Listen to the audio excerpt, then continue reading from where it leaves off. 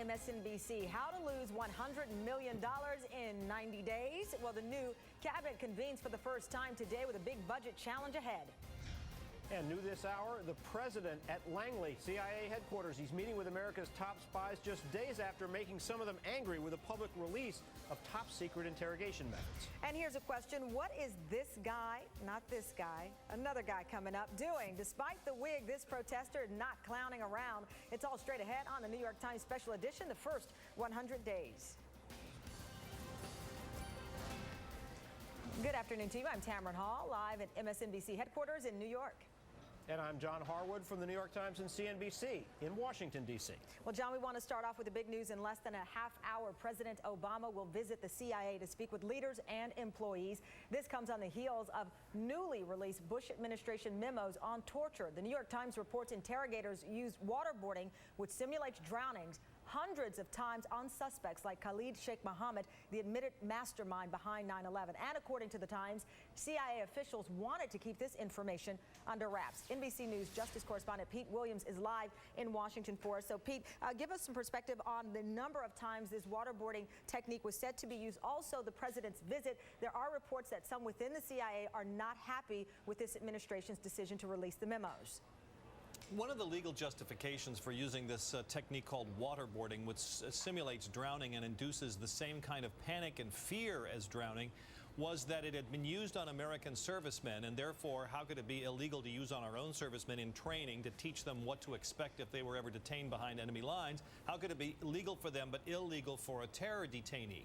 Well, the Justice Department said in these memos that it was used more frequently on the al-Qaeda detainees, but the numbers are surprisingly more frequently. 183 times, for example, on Khalid Sheikh Mohammed. He had already claimed in talking to the Red Cross and his lawyers that he was waterboarded more than 100 times.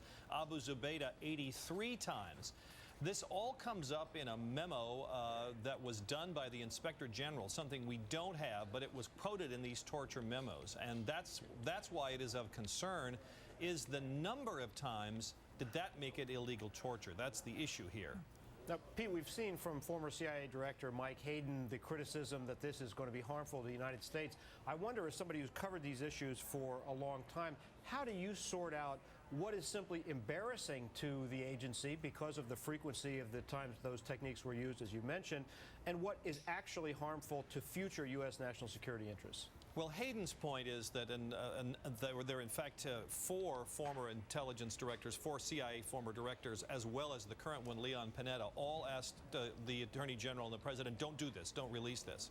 The administration's answer is, why not? We're not going to do it anymore. And it was illegal. So, yes, it's true that this may show detainees, look, we're going to scare you a lot, but we'll never hurt you. At least we don't think we'll hurt you permanently. So their argument is that a detainee can sort of steel himself to that, and it's, in essence, our playbook. The administration's answer is, what difference does it make? We're not going to do it anymore. They also say that that's this administration's answer, and that Hayden is saying, you know, a future president may decide in extenuating circumstances he has to do it.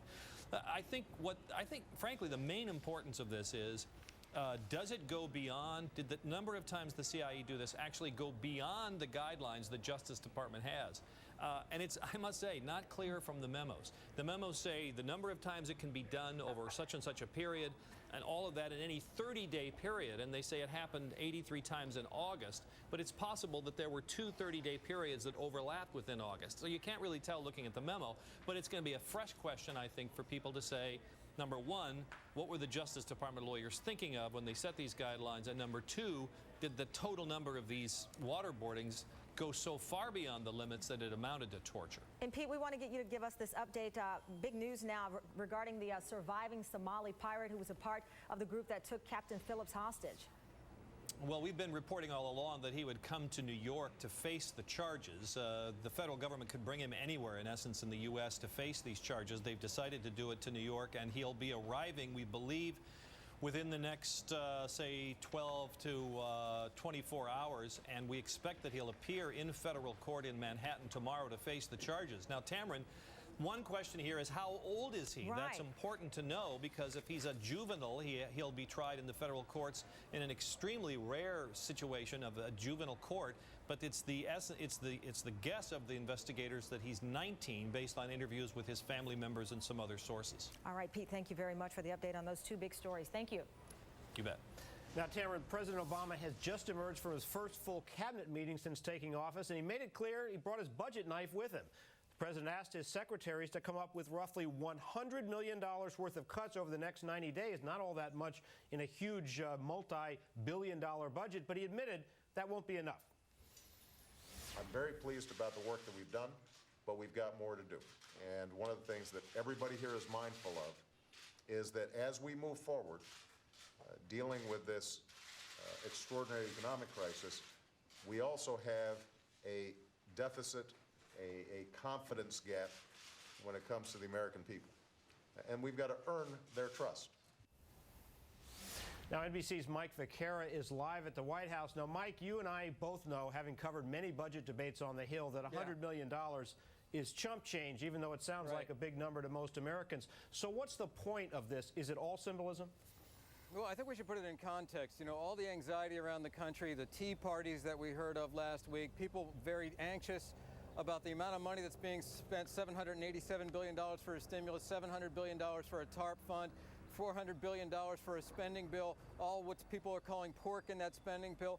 Republicans have been on the drums. They've been beating against the president on these issues, saying the president has been taxing too much, he's been spending too much. The president, in turn, trying to stay ahead of that curve in a political context, saying that the TARP money, the stimulus money, we're going to keep after that. We're going to make sure there's no waste, fraud, or abuse in any of that.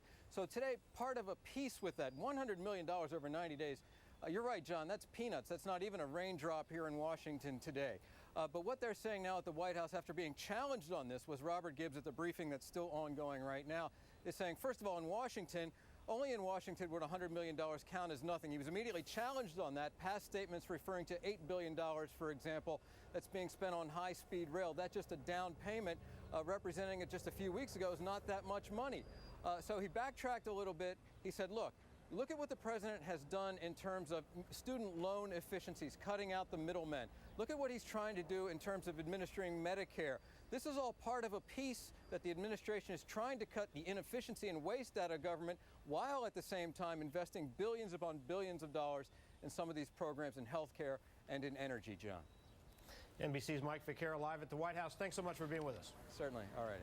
Well, John, the body of an 8-year-old murder victim could soon be exhumed from a California cemetery. Melissa Huckabee is accused of raping and murdering Sandra Cantu. Huckabee's attorney wants the child's body exhumed for a second autopsy. And test results are expected to shed some light on what caused 21 horses to die right before a polo match in Florida. One veterinarian said it looked like some kind of poison could be to blame for it. And spring is off to a sweltering start for California residents. Listen to this. Record heat is expected in the statewide again today after a weekend in the mid to upper 90s in the southern part of the state. Some areas hit 100.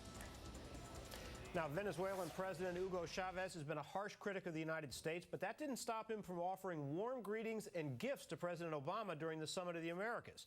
The president's critics wonder if he's whistling past the world's most dangerous dictators instead of taking a hard line against America's traditional adversaries. So are his critics right? Is the president naive to think he can actually gain anything from being cordial to the leaders of Venezuela and Cuba? Well, according to Democratic pollster Sergio Bendiz, in Miami, 67% of Cubans and Cuban Americans living in the United States hold a favorable view of the president, while 20% view him unfavorably. And Peter Baker is White House correspondent for the New York Times. So, Peter, good thing your last name is Baker, because I got that right. I certainly messed up our pollster's name there. So now, truth be told, I've got to ask you, what did people expect for President Obama to do in this encounter? Because I've not heard a solid answer on what he was supposed to do. Well, you know, some people, of course, would really prefer that President Obama make a very showy point of not talking to somebody like Hugo Chavez, certainly not to shake his hand and appear to be smiling and friendly and buddy-buddy. You know, that's just not the way this president operates. He, in fact, I think sort of went out of his way, in fact, to make a point of having this kind of encounter, having it shown, you know, in a public way. He said at his press conference yesterday, look, President Chavez is better about getting in front of the cameras than some of the other ones. He shook everybody's hand there. And we shouldn't make too much out of one particular moment. His policies, he said, haven't changed just because you shake somebody's hand.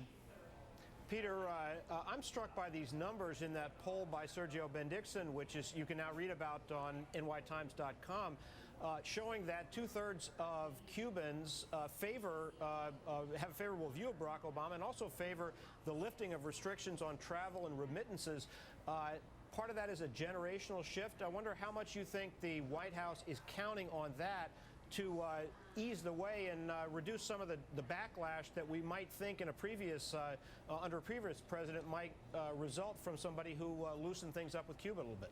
Right. Well, keep in mind the things that the president has done so far with Cuba are to get rid of basically some of these restrictions on family members in terms of traveling and sending money back home. You know, this is something he rolled out on the campaign trail last year. They're very well aware that this is, in fact, something that many, as your poll shows, most Cuban Americans these days supports. Otherwise, they probably wouldn't have done it, or at least they might not have done it. You notice he's not. Well, in fact, Peter, the poll also showed that these Cubans think that all Americans, a majority think that all Americans should be allowed to travel there. I just wonder how much of a sort of breaking of the traditional political posture we're actually seeing, and we've just been slow, those of us covering it, to react to it. Well, it may be. I mean, he may be putting his toe in the water here, trying to see, okay, after 40, 50 years of this, what can we do to change policy toward Cuba that without touching the third rail of American politics, without necessarily encouraging, massive opposition or incurring the wrath of a very politically powerful constituency in the state of Florida. He's shown that this much at least works, but he said he's not going so far as drop the embargo, which a lot of Americans other than Cuban Americans believe he should do, and maybe even a lot of Cuban Americans now. But Peter, does any of this really come as a surprise? Is this anything different than we heard from candidate Obama? I mean, perhaps he wasn't prepared for Hugo Chavez to run up and give him a book. Who can plan for that? But the reaction to it and even his stance with Cuba here. Right. No, the policy toward Cuba and his expressed desire to have some sort of communication with Cuba, even under the Castros, is something he talked about on the trail last year. It was something that was pretty thoroughly vetted in the debates and on the campaign trail. So, he's simply following through what he said he would do, and he feels, I think, that this is not something that has a political cost. The question is, does it lead to something further? Does it lead him down the road past what he promised on the campaign trail toward a more meaningful change in relationship with Cuba? Peter Baker, thanks so much for being with us, and I think we're all going to be watching to see whether that smiling picture with Chavez shows up in campaign commercials next year. I think you can expect that. Yeah, thanks so much. Thank you, Peter. Well, Iranian President Mahmoud Ahmadinejad today accused Israel of being, quote, the most cruel and racist regime. And that led to Western diplomats to walk out of the UN racism conference happening in Geneva. Ahmadinejad also called out the United States and Europe, suggesting they are destabilizing the entire world. The walkout was prompted when he said Israel was founded on, quote, the pretext of Jewish suffering during World War II. And that prompted a protester wearing a wig to throw what appeared to be some soft red object at the Iranian president. It hit the podium, but not Ahmadinejad. The man was forced out of the room. Now, a somber anniversary is coming up. The Columbine shootings 10 years later. The horror of that day is still embedded in the minds of parents across the country. So why is Oprah Winfrey suddenly pulling her special on the truth behind the massacre? And as we go to break, a look at Wall Street right now. The Dow is down triple digits, down 256 points, 58 points. We'll be talking much more about that.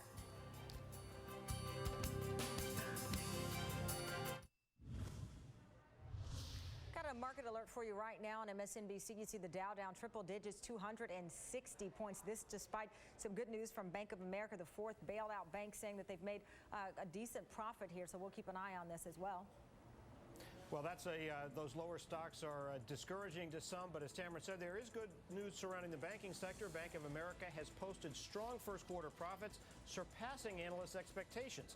The bank is warning that loan defaults, however, could get worse. The results of the bank's stress tests won't be out for a few more weeks, but a senior administration official suggests there's substantial value in the banks tested and no major surprises are expected. And more job cuts are on the way for General Motors. 1,600 salaried employees will lose their jobs this week as the automaker tries to cut costs and restructure its business to stay afloat. And it was a shooting so horrific, security in schools will never be the same again. And residents of Columbine, Colorado are marking the 10th anniversary of the day 12 students and one teacher lost their lives in that brutal school shooting. And families of the victims, as well as those survivors, are all gathered to mark the somber occasion. I want people to, to think about focusing on the present and focusing on those around you, and at the same time reflect on those lost and cherish what you do have. It's a whole new journey, and I think we've learned to go forward on that journey and not to dwell on what happened that obviously changed our lives. Well, in addition to a weekend candlelight vigil in Littleton, Colorado, early this evening, Columbine families and students will honor those killed 10 years ago with an invocation and a dove release. And Oprah Winfrey had planned a special episode of her show dedicated to remembering Columbine, but after viewing the taped version of the show, she decided to cancel it. Now, according to a message on her Facebook page, Oprah says she thought there was too much focus on the two gunmen. Winfrey urged viewers to keep the Columbine community in their thoughts. And a pageant contestant takes a dive at the Miss USA pageant, but this had nothing to do with one of those infamous catwalk falls. Up next, why one of her answers is being called the worst in pageant history.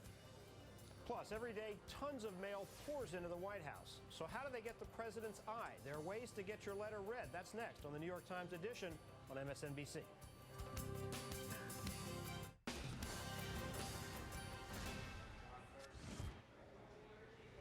To answer your letter, you got to be lucky. You got to beat out tens of thousands of letters, emails, and faxes that arrive at the White House every single day.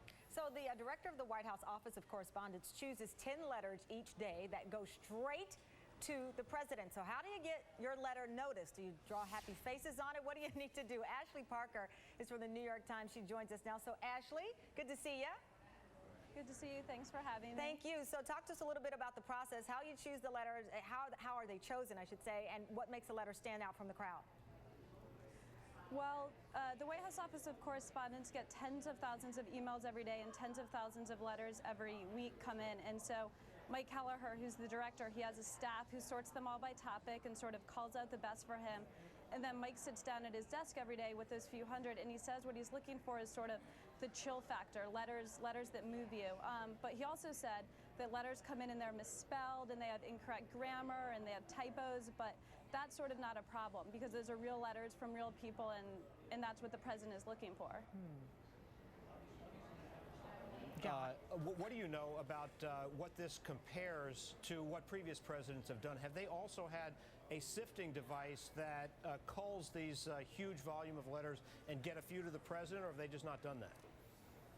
Well, all White Houses have offices of correspondence, and they sort of put their own stamp on it. But what President Obama is doing, which is a little different, is he sort of his biggest concern was avoiding the bubble of Washington, and so he made a point of getting these 10 letters every day and making a point of reading them to sort of stay in touch with the American public. And there can sort of be an invisible moat that surrounds the White House, but this is one way Obama stays in touch with the real concerns of real people. And some of his advisors have said that he'll actually be in a policy meeting and he'll turn to a policy advisor and say, no, I want to read you a letter. I want you to understand what this woman in Arizona is dealing with. Actually, it's interesting. I interviewed two kids last week who'd written letters to the president. One was talking about war, and the other talked about the excitement in his family the night that the president was elected. But let me ask you, the children and how their letters get through, because obviously there are some heavy issues that even affect them, or they see their parents going through that. Do their letters often stand out more than perhaps one from an adult?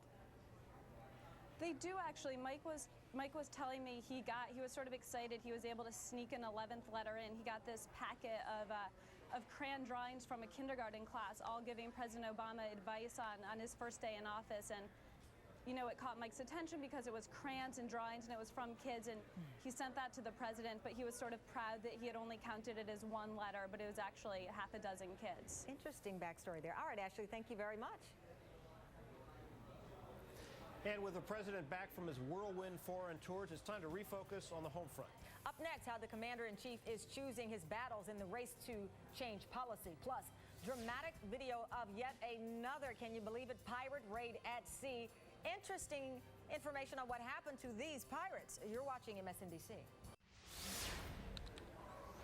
Hey, welcome back to the New York Times First 100 Days edition. I'm John Harwood of the New York Times and CNBC. And hello to you. I'm Tamron Hall. MSNBC is the place for politics, and here's what's happening for us right now. According to documents released by the Justice Department, CIA interrogators used the tactic known as waterboarding 183 times on Khalid Sheikh Mohammed, the admitted mastermind of the 9/11 attacks. And Meghan McCain is making headlines again, this time for telling log cabin Republicans that most of the, quote, old school GOP is scared of the future and must start to challenge what it means to be a Republican. And First Lady Michelle Obama says America would benefit from more youthful idealism. She says when the nation is hurting the way it is, everyone needs to pull together and lift each other up, especially, she says, young people.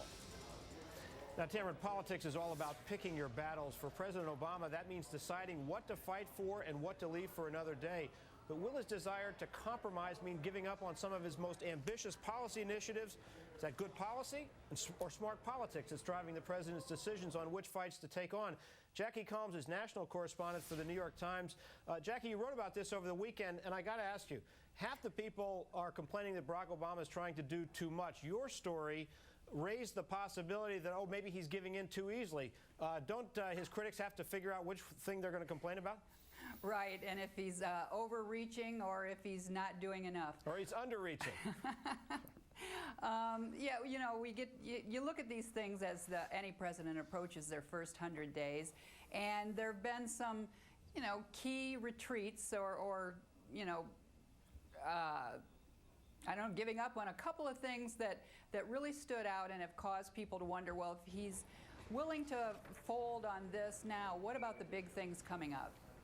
Well, here's what I'm worried about, or wondering about. The two big things are the fate of energy and health care. Does he fight for universal or near universal coverage, which means he's got to fight for the way to pay for it? And on energy, we know that cap and trade is in deep trouble, his proposal. What does he do if he loses that? How does he fill that hole? What is your assessment of where we're headed on those two big things? Well, the administration is still saying that they're going to try to do both things. It seems pretty clear that the White House's priority is health care. But you'll see in the House, in Henry Waxman's Energy and Commerce Committee, that they're moving ahead on energy. And in fact, energy is on a faster track in the Congress than health care is. So either one, to achieve either one would be a major victory. And so there are going to be a lot of trade-offs ahead, a lot of hard decisions. And with a new president, you look to see where their weak spots are, where they may draw the line and fight for something. And because Barack Obama has defined such big fights for himself, people are looking for any sign to test whether he can really fight these battles. Well, Jackie, I'm curious now how many of these battles are solid in the president's mind. He seems to be someone who is willing to be flexible, him being a professor, and is known to want to hear both sides, whether they change his mind or not. How many of these battles, not a number count, but philosophy-wise, is he willing to perhaps say, you know what, times have changed, or this situation is fluid and changing, so I must do the same? Well, you know, that line he draws is probably going to shift as the process goes on. But there's no question that he wants to have a health plan that changes the very way that we see health care delivered in this country.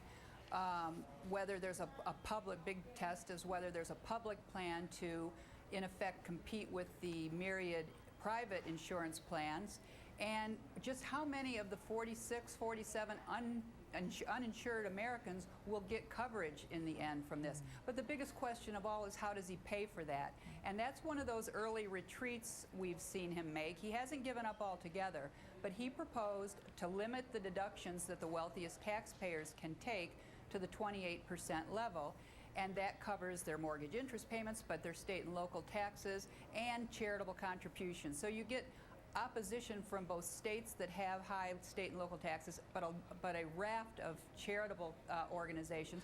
So that proposal was instantly criticized in Congress by key Democrats, and it funds half of his health care reserve fund. So his attitude is, okay, if you don't like my idea, come up with your own, and so far they haven't. Jackie Calms, thanks for being with us, and I do think this is about the time when all of us are going to find out which of these battles he's going to prevail on and which he's not, as Congress really gets serious. Thanks for being with us. My pleasure. Well, Republicans have struggled with how to take on President Obama, and he maintains an approval rating of around 60%.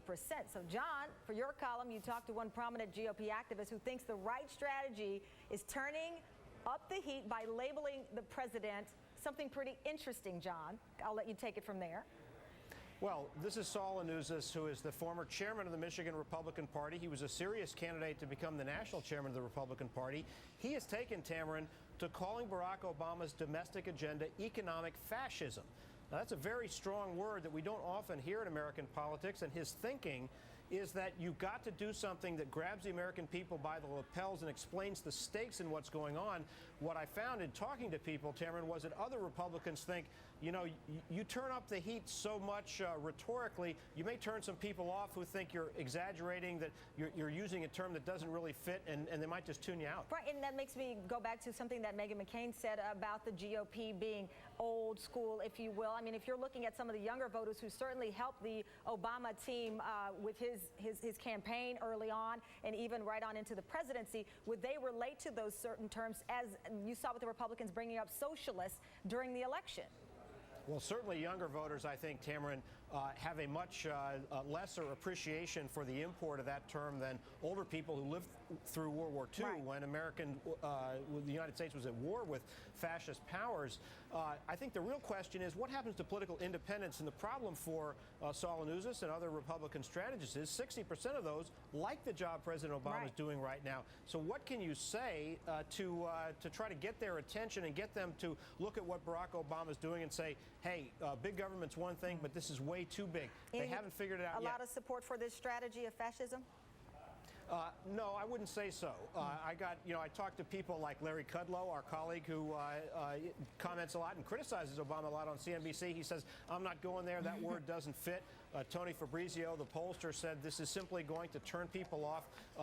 Let's stick back with some of the old standbys, like too much big government. That may be good enough for us. So we'll see how it plays out. But Republicans certainly at this point are struggling for an effective strategy. Intriguing, intriguing. All right, John. Well, also new images coming in from yet another dramatic pirate face-off in the Gulf of Aden. This time, Somali pirates targeted a Norwegian oil tanker when NATO special forces took action. The Canadian Department of Defense released this video of the overnight incident. NATO forces repeatedly firing warning shots until the pirates finally surrendered. But according to Canadian law, they had to let the pirates go. NBC's Jim Miklashevsky joins us live from the Pentagon. So, Mick, you can't keep letting them go, can you? I mean, that's not a way to teach a lesson. Well, this is one of the particularly frustrating aspects of this whole counter-piracy operation there in the Indian Ocean and the Gulf of Aden. It's literally a legal Tower of Babel out there. There are no one set of guidelines, legal guidelines, for all these military forces out there to follow. Just in the past couple of days, the Canadians released a handful of pirates. The Dutch released about 20 pirates because they said, although they have the military right and obligation to respond in self-defense, use lethal force in self-defense, or in defense of others, once you get a hold of these pirates, they do not have the legal authority to hold them or prosecute them. Now, the European Union and the United States have an agreement signed with Kenya in which if pirates are captured and there's enough evidence to prosecute them, the EU and United States would turn them over to the Kenyan legal system. But that's only been a handful so far since that agreement was signed in February. But most nations, unless there is an attack against their own countries, their country flagged ship, and they intervene, then they can take them into custody and take them to the country of origin, as was the case with the one of the 4 pirates who had kidnapped Captain Richard Phillips. 3 of them, of course, were killed, but the 4th pirate is being brought to New York to face criminal charges of hostage-taking and piracy. But in most cases, that nexus doesn't occur, and these militaries grab up these people only to disarm them and let them go. Catch and release, Tamarin, is what it is, actually. All right, Mick. All right, we'll see what happens next. Thank you, sir. Okay. Well, Miss North Carolina, Kristen Dalton, is the new Miss USA. She was crowned at the Hard Rock Cafe Resort and Casino in Vegas after beating out first runner-up Miss California, Carrie Prejean. Well, the question today is, did Prejean's answer to a question on same-sex marriage cost her the crown? Celebrity blogger Perez Hilton asked Prejean if same-sex marriage should be made legal in every state. Here's the answer everybody's talking about.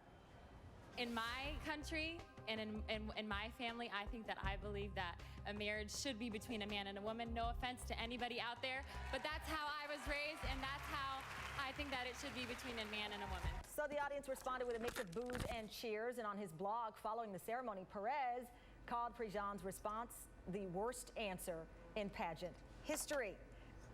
John. The New York Times newsroom is buzzing with anxiety and excitement right now. We'll tell you why.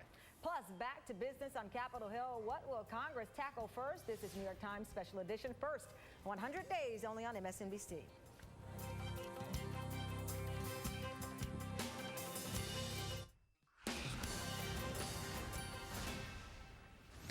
Now, there's a lot of excitement in the newsroom of the New York Times at this hour. In just about 15 minutes, Columbia University is going to announce the winners of this year's Pulitzer Prizes. And joining us now is Bill Keller, executive editor with the New York Times. Welcome, Bill. Now, I know from my experience in the newspaper business that by this point in the day, people who've won these Pulitzer Prizes and their editors all know the results, even though they can't talk about it at that point. So let me just ask you in general, what's the mood in the New York Times newsroom right now? I would say the mood is pretty happy. I'm not going to jinx anything by divulging what the rumors are, but the rumors are around and they're generally pretty good. Now, Bill, tell me a little bit about the significance of the Pulitzers in this year in particular. So much bad news in our business, cutbacks in papers everywhere. The New York Times companies even talked about potentially closing the Boston Globe. Other newspapers have shut down. Talk about what kind of a morale booster could result from the Pulitzers this year. Well, you're right, John. This is a special year. I always exhort the staff here not to get too caught up in the prize fever because a lot of great journalism never gets prizes. But of course, you know, people do. But of course they do. And this year in particular because, among other things, the Pulitzers are a reminder of the kind of things that newspapers do that nobody else can do. You know, send reporters to dangerous places to report, launch major investigations that may require years of legal work, you know, assign experienced beat reporters to really dig in on a story. So far anyway, you know, the internet hasn't really replicated that. So it's a reminder, I think, to ourselves and the outside world why newspapers matter. And of course, getting a favorable verdict from your peers is always a boost to the spirit. No question about it. I know you've experienced that yourself, Bill, so good luck, fingers crossed for you. Thanks very much, John. Cameron. Well, John, they're back. Senators are returning to work on Capitol Hill at this hour with a full slate of budget issues to hammer out, along with presidential initiatives on health care, energy, education. The list could go on. NBC's Kelly O'Donnell joins us live from Capitol Hill. So, Kelly, they are back, and I'm sure in some cases ready to rumble. Absolutely. There was a bit of that kind of being back after a school break sort of feeling. I've talked to a number of senators today, and the first question is always, what did you do on the recess?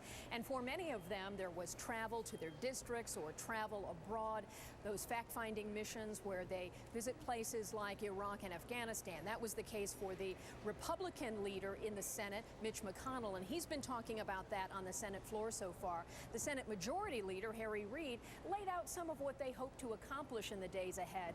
And some of the initial work may not be as grabby in the news terms as we might hope, doing a lot of voting about some of the president's choices for positions at the Justice Department, for example. But one of the nominations is getting some attention, and that is Christopher Hill. He's a career diplomat who had been working a great deal on the issues related to North Korea. He has been nominated to become the next ambassador to Iraq at a time when, of course, it is expected, according to the Obama administration, that the U.S. presence there in a combat sense will be winding down. There are some members of the Senate who are concerned about that because Christopher Hill's background is not in Middle East issues, and the current ambassadors of the past two, Ryan Crocker and Zalmay Khalilzad, were both experts in Arab affairs. And so there's some question about how this should go forward. Now, so what we expect to see, pretty much everyone says he will likely be confirmed, but it may be one of those procedural things, Cameron, where it gets slowed down a bit, where some criticisms are levied, that kind of thing. But they've got a long list of to-dos over the next several weeks, which will keep us talking quite a bit. All right, and it's always a pleasure to talk to you, Kelly. Thank you very much. Now, still to come, the New York Times has all the news that's fit to print, including who considers today a high holiday. Plus, the Empire State Building gets a green makeover, but how do you make 2.5 million square feet of open space eco-friendly? If they can do it, surely you can do it at home. That's straight ahead on MSNBC.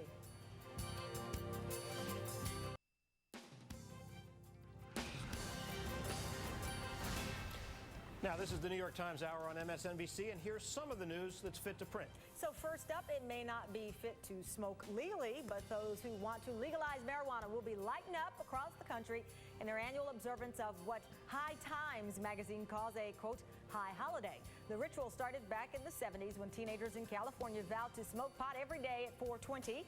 Supporters of legal weed say this year is special because they sense a move toward legalization all across the country. Tamara, from the smell of weed on the National Mall yesterday during Earth Day, I think some people got a head start on that celebration.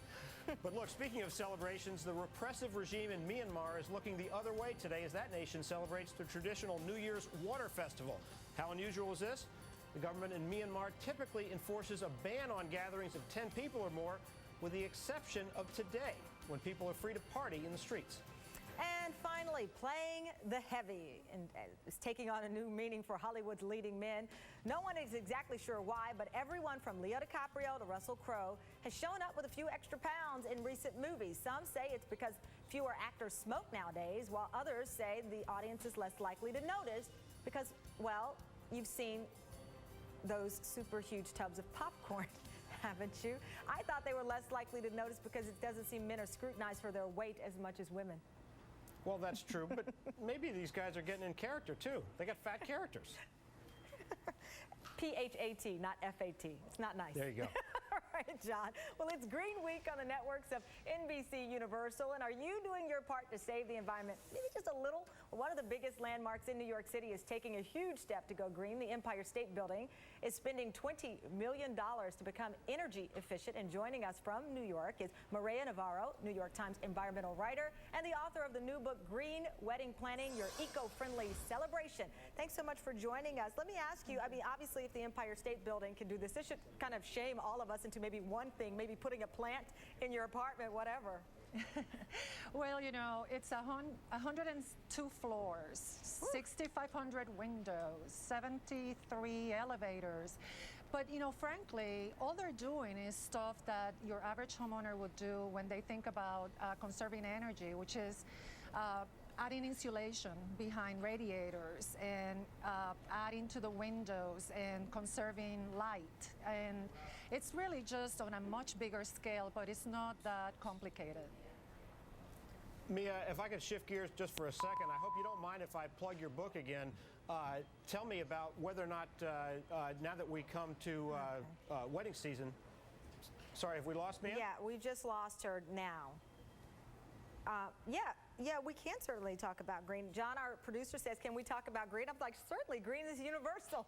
Well, what I was going to ask her, Tamara, was, you know, she wrote this book on green weddings. Right. We're coming up on wedding season, and I'm wondering just how much of a trend that she's seeing in that direction as people try to, you know, go with this issue that's clearly rising in the consciousness of the American people. Well, you know, I'm sure a lot, because I think the average wedding, and not that I'm doing any research, I think it's like $27,000 for the average wedding.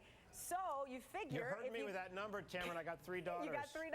So you figure if you're going eco, you could perhaps cut back on the savings. And I know a lot of the magazines, some of the women's magazines that I do read, they're even giving people advice on how you can buy shoes, sweaters, or whatever in an eco-friendly way. Like at some of the organic grocery stores, for example, they sell things you can wear that are eco-friendly. So. But of course, we know, Tamara, that certainly with automobiles, sometimes this technology is more expensive. So I got to wonder whether that $27,000 goes north if we come up with a green wedding and do what's necessary to make that happen. What do you think? Okay, we'll do that, John. All right, I couldn't hear a word you said because someone was talking in my ear, but I'm sure it was profound, John. Thank you very much. I had to be honest there. We'll stay with MSNBC throughout the week as we bring you stories and tips to help you go green. Green is universal here on MSNBC. And John, Harwood always has great ideas, not just politically, but how you can go green. Now, that'll do it for the New York Times Special Edition. I'm John Harwood. And I'm Tamron Hall. Nora O'Donnell will pick things up from here. Our President Obama speaks from CIA headquarters. We're going to bring that to you out of Langley Live. Plus, Perez Hilton joins Nora to talk about the Miss USA pageant controversy. His one question has set off a firestorm on the internet. This is MSNBC.